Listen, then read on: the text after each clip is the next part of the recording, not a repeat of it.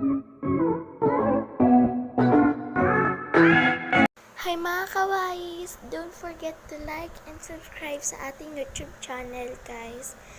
And isa-shoutout ko kayo and mag-comment lang kayo, done, and sa-shoutout ko na kayo.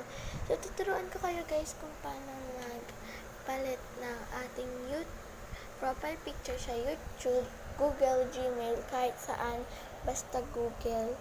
So, pupunta tayo dito sa Gmail. Tapos, explain ko sa inyo kung paano.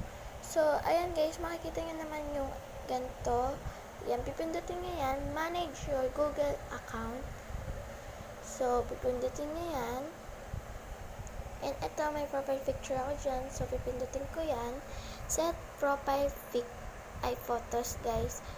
And, pipindutin ko na yan. And, mamimili kayo dyan kung gusto nyo take a photos and choose photos. So, ang pipiliin ko na lang is choose photo.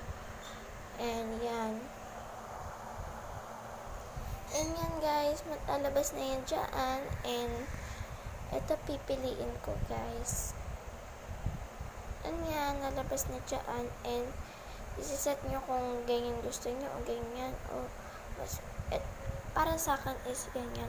Tapos accept nyo na lang.